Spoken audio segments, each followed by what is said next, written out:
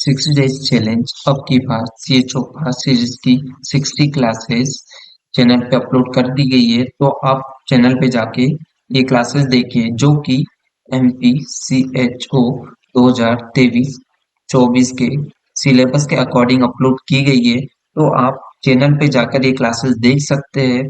और जिन भी स्टूडेंट ने 60 डेज चैलेंज की 60 क्लासेस देख ली है तो इन क्लासेस का आप रिवीजन कर लीजिए ताकि आपको एग्जाम टाइम में MCQ सॉल्व करने में कोई भी प्रॉब्लम ना हो। एंड आज की क्लास में चाइल्ड हेल्थ नर्सिंग से रिलेटेड MCQ सॉल्व कराएंगे जो कि CHO एग्जाम में लास्ट ईयर में रिपीटेड MCQ इसमें से पूछे गए हैं।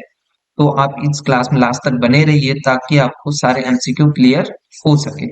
एंड MP CHO 2024 के एग्जाम तक रिवीजन क्लासेस चलेगी। तो आप सारी रिवीजन क्लासेस भी देखिए ताकि आपको एग्जाम टाइम में MCQ सॉल्व करने में कोई भी प्रॉब्लम ना हो। तो चलिए स्टार्ट करते हैं आज की क्लास।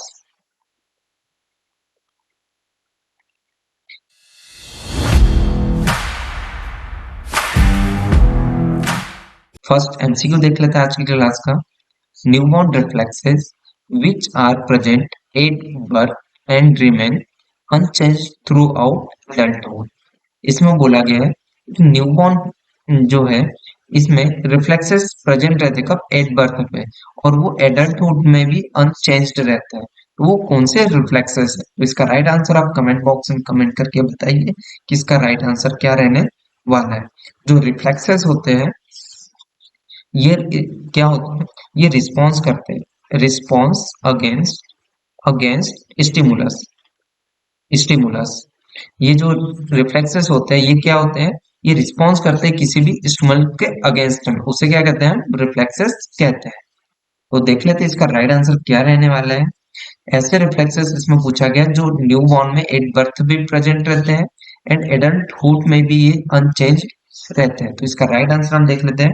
फर्स्ट ऑप्शन है blinking, coughing, rooting and gag. And B option है blinking, coughing, sneezing and gag. And C option है rooting, sneezing, swallowing and coughing. And D option है stepping, blinking, coughing and sneezing. तो इसका right answer रहने वाला है B, जो blinking, coughing, sneezing and gag जो रिफ्लेक्सेस होते हैं ये न्यूबॉर्न में एट बर्थ के साथ में भी एडल्टहुड में भी प्रेजेंट होते हैं। इसी के साथ में हम नेक्स्ट देख लेते हैं। फर्स्ट देख लेते हैं रिफ्लेक्सेस में। फर्स्ट रिफ्लेक्स फर्स्ट देख लेते हैं रूटिंग रिफ्लेक्स। फर्स्ट रिफ्लेक्स देख लेते हैं। ये रूटिंग रिफ्लेक्स क्या होता है? जो रूटिन रिफ्लेक्स होता है इसमें जो बेबी होता है, बेबी के यदि हम चिक्स पे यदि टच करते हैं क्या कोई भी एनी ऑब्जेक्ट और एनी ऑब्जेक्ट या तो फिर हम फिंगर जो होती है फिंगर टच करते हैं तो उसमें क्या होता है? वो सेम साइड टर्न हेड। तो ये जो रूटीन रिफ्लेक्स होता है इसमें यदि ये बेबी है तो इसमें यदि हम बेबी के यदि ये चिक्स पे यदि राइट साइड टच कर रहे हैं तो वो हेड राइट साइड ही सेम साइड में हेड टर्न करता है। वही क्या होता है? रूटीन रिफ्लेक्स रहता है। एंड ये डिसअप एग्जाम में और पूछ लेता है कि ये डिसअपेयर कब होता है? डिसअपेयर कब होता है? तो ये आपको याद रहना चाहिए कि ये डिसअपेयर होता है 3 to 4 मंथ की एज में ये डिसअपेयर हो जाता है। तो ये जो रूटीन रिफ्लेक्स से रिलेटेड इंपॉर्टेंट पॉइंट क्या है कि यदि आप किसी भी बेबी के चिक्स पे टच करते हैं, कौन से एनी ऑब्जेक्ट या फिंगर टच करते हैं तो ये सेम साइड पे हेड को टर्न करता है। यदि आप राइट साइड पे यदि राइट साइड के चिक्स पे आप फिंगर या ऑब्जेक्ट टच कर रहे हैं तो वो राइट साइड ही हेड को टर्न करेगा। वही क्या होता है? रूटिंग रिफ्लेक्स होता है। और ये डिसअपेयर कब होता है? ये डिसअपेयर होता है 3 to 4 मंथ की एज में। तो 2 पॉइंट आपको याद रहना चाहिए, इसमें पूछ लेता है एग्जाम में कि ये रूटिंग रिफ्लेक्स डिसअपेयर कब होता है। तो आपको याद रहना चाहिए 3 to 4 मंथ की एज में डिसअपेयर होता है।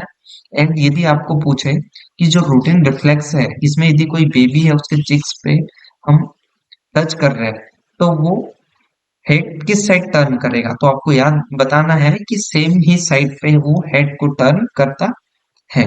उसी के बाद में नेक्स्ट रिफ्लेक्स देख लेते हैं। नेक्स्ट सेकंड रिफ्लेक्स है इसमें fencing reflex. Fencing reflex. Fencing reflex, ये फेंसिंग रिफ्लेक्स क्या होता है देख लेते हैं हम। जो फेंसिंग रिफ्लेक्स होता है, इसमें जो बेबी का हेड होता है, baby head, head turn one side. यदि किसी बेबी का हेड है वो वन साइड टर्न करता है, एग्जाम्पल के लिए देख लो हम, राइट या लेफ्ट साइड में उसने टर्न करता है, तो वो सेम ही साइड पे, same side, same side arm and leg extend करेगा, एक्सटेंड करेगा। एंड उसी के साथ में वो अपोजिट साइड में, opposite side, side arm, arm and leg extend करेगा। एक्सटेंड किया था, यहाँ एक्सटेंड किया था तो यहाँ फ्लेक्स करेगा, फ्लेक्स्ड करेगा। तो आपको याद रहना चाहिए इसमें, सिंपल सा है कि यदि फेंसिंग रिफ्लेक्स पूछता है आपको, इसी को अदर नेम में बोल देता है, ये है tonic, tonic neck reflex. Fencing reflex को ही अदर नेम में टोनिक नेक रिफ्लेक्स के नाम से भी जानते हैं हम।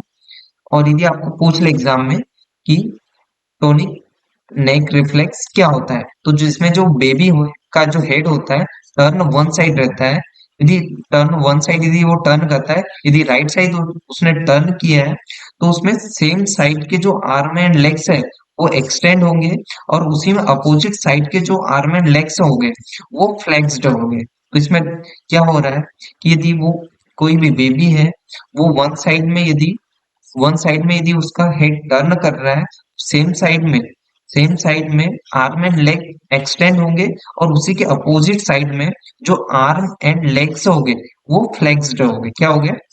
फ्लेक्स्ड हो गए, फ्लेक्स्ड हो गए। और एंड ये आपको पूछ ले ये डिसअपेयर कब होता है?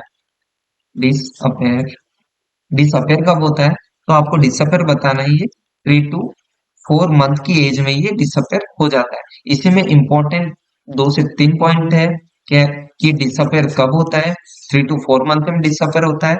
और यदि एग्जाम में पूछ ले कि एक बेबी है, हेड टर्न कर रहा है वन साइड में, यदि राइट साइड करता है, तो उसके सेम साइड में आर्म एंड लेग्स क्या हो गए, एक्सटेंड हो गए या फ्लेक्स्ड हो गए, ये आपको पूछ सकता है।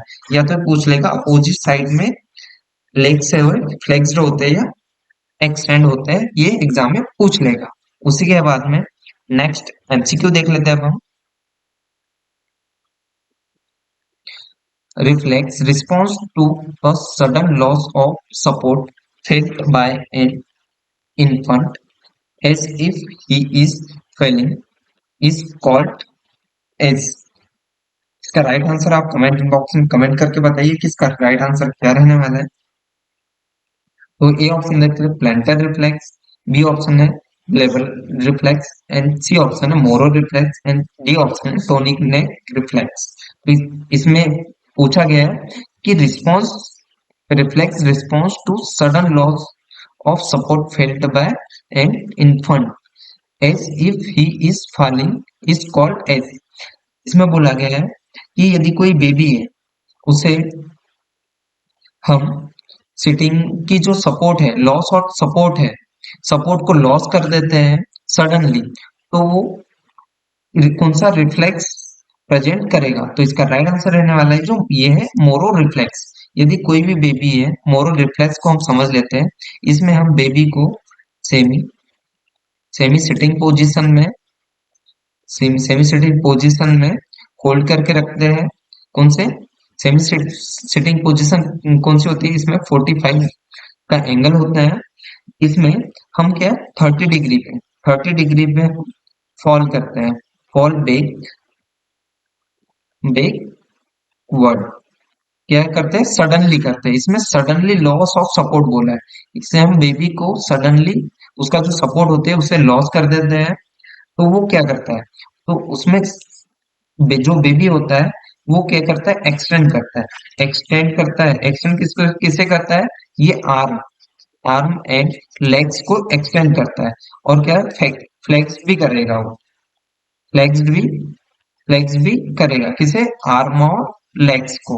एंड वो क्राई भी करेगा। तो इसे समझ लेते हैं अच्छे से।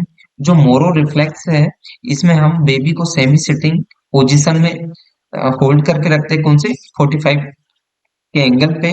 उसी के बाद में हम जो बेबी को 30 डिग्री के एंगल पे रखते हैं, सेमी सिटिंग पोजीशन में। फॉल बैकवर्ड करते हैं कब, सडन जो सपोर्ट होता है उसे हम लॉस कर देते हैं। तो उसमें जो हमें रिफ्लेक्सेस देखने के लिए मिलते हैं, उसमें जो बेबी रहेगा सडनली एक्सटेंडेड करेगा क्या, आर्म एंड लेग्स को। और फ्लेक्स भी करेगा किसे, आर्म और लेग्स को। एंड साथ में वो क्राई करेगा। तो ये रिफ्लेक्स होते हैं, ये मोरो रिफ्लेक्स होते हैं। ये डिसअपेयर कब होते हैं, ये डिसअपेयर होते हैं 6 मंथ की एज में। 6 मंथ की एज में ये डिसअपेयर होते हैं। तो आपको इससे रिलेटेड इंपॉर्टेंट क्या याद रखना है कि ये मोरो रिफ्लेक्स जो होते हैं, मोरो रिफ्लेक्स जो होते हैं, इसमें हम बेबी को सेमी सिटिंग पोजीशन 45 के एंगल में बिठाते हैं, होल्ड करके रखते हैं। उसी के बाद में हम 30 डिग्री के एंगल पे फॉल बैक वर्क करते हैं। सडनली उसकी जो सपोर्ट होता है वो लॉस कर देते हैं। उसमें हमें क्या रिफ्लेक्स देखने के लिए मिलता है बेबी में, उसमें एक्सटेंड करेगा वो आर्म, आर्म और लेग्स को एक्सटेंड करेगा एंड फ्लेक्स करेगा। एंड उसी के बाद में क्या, बेबी क्या क्राई करेगा, वो रोएगा। तो ये रिफ्लेक्सेस हमें देखने के लिए मिलते हैं। उसी के बाद में हम नेक्स्ट प्लेंटर रिफ्लेक्स देख लेते हैं क्या होता है। प्लेंटर रिफ्लेक्स, रिफ्लेक्स, ये प्लेंटर रिफ्लेक्स क्या होता है, इसमें हम कोई भी जो ऑब्जेक्ट है, object touch, touch base, base of the soul.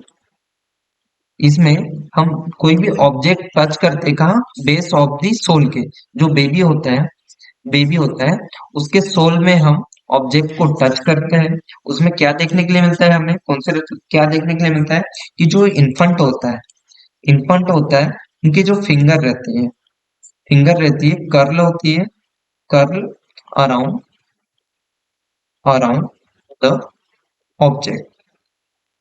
क्या देखने के लिए मिलता है, जो प्लैंटर रिफ्लेक्स होता है, इसमें हम कोई भी जो बेबी होता है उसके ऑब्जेक्ट टच करते हैं किसके, बेस ऑफ द सोल के में, बेस में टच करेंगे। तो उसमें हम बेबी में कौन से रिफ्लेक्स देखने के लिए मिलते हैं, इसमें जो इन्फंट होता है वो फिंगर को क्या करेगा, कर्ल करेगा अराउंड द ऑब्जेक्ट, ऑब्जेक्ट के अराउंड में फिंगर को करेगा। और ये डिसअपेयर कब होता है, ये डिसअपेयर कब होता है, ये डिसअपेयर होता है 8 मंथ की एज में। तो आपसे प्लेंटर रिफ्लेक्स से रिलेटेड आपको इंपॉर्टेंट पॉइंट याद रखना है।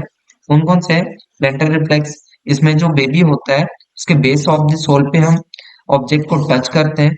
उसमें जो बेबी होता है वो फिंगर को कर्ल करेगा कब, अराउंड द ऑब्जेक्ट, ऑब्जेक्ट के अराउंड में फिंगर को कर्ल कर लेगा। एंड ये डिसअपेयर कब होता है, ये 8 मंथ की एज में ये डिसअपेयर हो जाता है। तो इम्पोर्टेंट दो ही चीजें हैं इसमें, ये डिसअपेयर कब होता है, एंड जो सोल पे यदि हम, सोल ऑफ बेस पे यदि हम ऑब्जेक्ट को टच करते हो, क्या करता है, फिंगर को कर्ल करता है अराउंड किसके, ऑब्जेक्ट के अराउंड। इसके बाद में हम नेक्स्ट एमसीक्यू देख लेते हैं हम।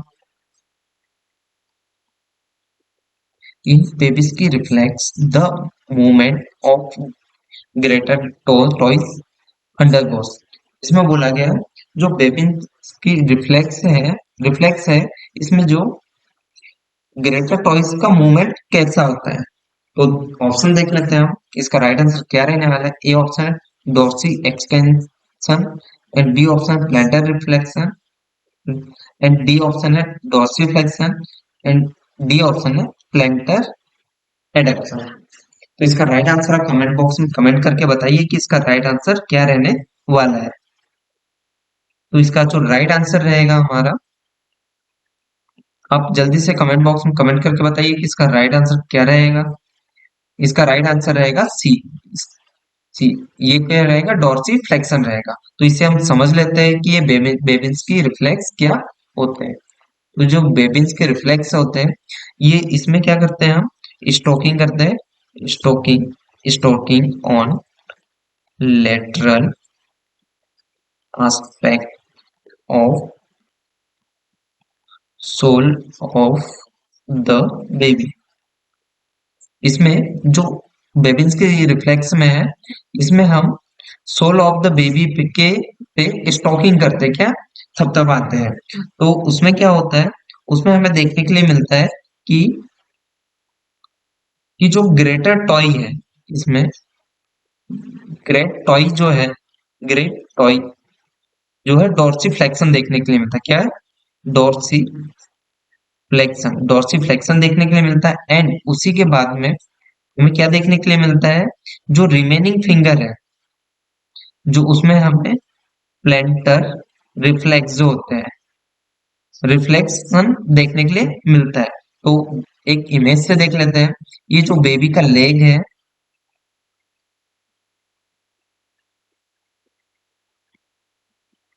ये बेबी का लेग है, इसमें हमें ये जो टॉय है, ये ग्रेटर टॉय है, जो अपवर्ड साइड होगा तो इसमें हमें डॉर्सी फ्लेक्शन देखने के लिए मिलेगा। एंड जो अदर जो फिंगर है, इसमें हमें क्या देखने के लिए मिलेगा, प्लेंटर रिफ्लेक्स देखने के लिए मिलेगा, प्लेंटर रिफ्लेक्स देखने के लिए मिलेगा। तो आपको समझ में आना चाहिए कि जो बेबीज के रिफ्लेक्स क्या होता है, इसमें हम स्टॉकिंग करेंगे, किसके, सोल ऑफ द बेबी के स्टॉकिंग करेंगे, जिसमें कि जिसमें ये बेबी का लेग्स है, जिसमें ये ग्रेटर टॉय है, ये अपवर्ड होगा तो ये हमें डॉर्सिफ्लेक्शन देखने के लिए मिलेगा। एंड यदि ये जो बाकी के फिंगर है डाउन साइड में आएंगे तो इसमें हमें प्लेंटर रिफ्लेक्स देखने के लिए मिलेगा। तो आपको याद रहना चाहिए कि बेबिन्स्की रिफ्लेक्स क्या होता है। एंड ये डिसअपेयर कब होता है, ये डिसअपेयर होता है 6 मंथ की एज में, ये डिसअपेयर होता है। तो आपको याद रहना चाहिए कि डिसअपेयर 6 मंथ की एज में होता है। एंड इसमें हम सोल ऑफ द बेबी पे स्टॉकिंग करते हैं, जिससे हमें डॉर्सिफ्लेक्शन एंड प्लेंटर रिफ्लेक्स देखने के लिए मिलता है। उसके बाद में नेक्स्ट एमसीक्यू देख लेते हैं हम। Child participation in decision making process about health care is term S. इसमें बोला गया है कि चाइल्ड है, पार्टिसिपेट कर रहा है उसके डिसीजन मेकिंग में, किसके, अबाउट हेल्थ केयर के, इसमें। तो इसे हम क्या कहेंगे, तो ऑप्शन देख लेते हैं। तब तक इसका राइट आंसर आप कमेंट बॉक्स में कमेंट करके बताइए कि इसका राइट आंसर क्या रहने वाला है। ए ऑप्शन है कॉलेजियलिटी, एंड बी ऑप्शन है advocacy, and C option ethics, and D option है असेंट। तो इसका राइट आंसर आप कमेंट बॉक्स में कमेंट करके बताइए कि इसका राइट आंसर क्या रहेगा। इस क्वेश्चन में पूछा गया है कि चाइल्ड है वो पार्टिसिपेट कर रहा है किसके, डिसीजन मेकिंग। डिसीजन मेकिंग किससे रिलेटेड, हेल्थ से रिलेटेड। तो उसे हम क्या कहेंगे, इसमें पूछा गया। तो इसके राइट आंसर आप कमेंट बॉक्स में कमेंट करके बताइए, जल्दी से आप कमेंट करिए इसका राइट आंसर। तो इसका राइट आंसर रहने वाला है हमारा डी, एसएन। तो इसका राइट आंसर रहेगा डी।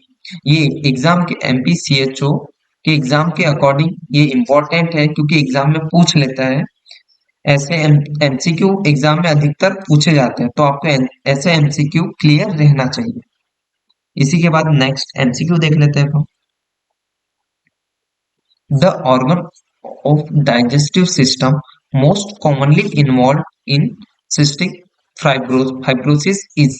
इसमें बोला गया है कि डाइजेस्टिव सिस्टम का मोस्ट कॉमनली इन्वॉल्व ऑर्गन पूछा गया किसमें, सिस्टिक फाइब्रोसिस में। तो इसका राइट आंसर आप कमेंट बॉक्स में कमेंट करके बताइए कि इसका राइट आंसर क्या रहने वाला है।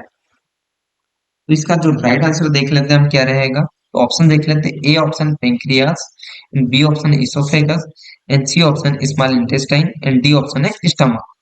तो इसका राइट आंसर आप कमेंट बॉक्स में कमेंट करके बताइए जल्दी से।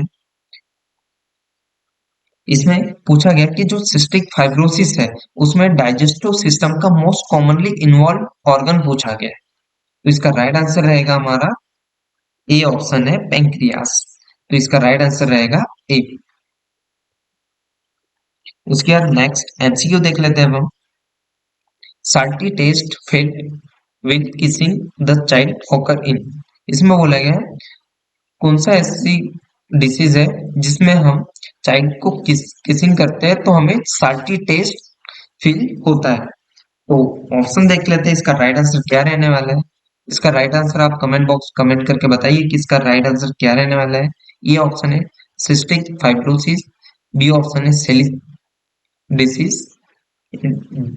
सी ऑप्शन है हाइड्रोइनफोरोसिस एंड डी ऑप्शन टाइपसेक डिसीज। तो इसका राइट आंसर आप कमेंट बॉक्स में कमेंट करके बताइए कि इसका राइट आंसर क्या रहेगा। तो इसका राइट आंसर रहेगा हमारा सिस्टिक फाइब्रोसिस। तो इसका राइट आंसर है सिस्टिक फाइब्रोसिस। नेक्स्ट एमसीक्यू देख लेते हैं हम। Trisomy 21 is otherwise called. इसमें बोला गया ट्राइसोमी 21 को अदर कौन से नेम से और जानते हैं। तो राइट आंसर आप इसका कमेंट बॉक्स में कमेंट करके बताइए कि इसका राइट आंसर क्या रहेगा। तो ए ऑप्शन है Klinefelter syndrome and B option है टर्नर सिंड्रोम, सी ऑप्शन है sickle cell anaemia and D option है डाउन सिंड्रोम। तो इसका राइट आंसर रहेगा हमारा डी। जो डाउन सिंड्रोम है इसी को हम ट्राइसोमी 21 के भी नाम से जानते हैं। एंड पिछले साल के एग्जाम में एमसीएसओ के एग्जाम में ऐसे ही डाउन सिंड्रोम से रिलेटेड भी एमसीक्यू पूछे गए थे। तो आपको डाउन सिंड्रोम से रिलेटेड सारे एमसीक्यू क्लियर रहना चाहिए। उसी के बाद नेक्स्ट एमसीक्यू देख लेते हैं हम। Abnormally high accumulation of CSF in the intracranial space is called. इसमें बोला गया है कि हाई हाई अमाउंट में एबनॉर्मली हाई एक्यूमुलेशन हो रहा है। किसका हो रहा है? सीएसएफ का। कहाँ हो रहा है? इंट्राक्रैनियल स्पेस में हो रहा है। उसे हम क्या कहेंगे? तो इसका राइट आंसर आप कमेंट बॉक्स में कमेंट करके बताइए कि इसका राइट आंसर क्या रहने वाला है। ये ऑप्शन है hydro amino and D option है subdural effusion and C option है हाइड्रोसिपेलस एंड डी ऑप्शन है हाइड्रोसेलिन। तो इसका राइट आंसर रहने वाला है हमारा सी ऑप्शन। ये जो हाइड्रोसिपेलस की जो कंडीशन होती है इसमें सीएसएफ का एक्यूमुलेशन होता है। किसका? कहाँ पे होता है? इंट्राक्रैनियल स्पेस में होता है। तो इसका राइट आंसर रहेगा हाइड्रोसिपेलस।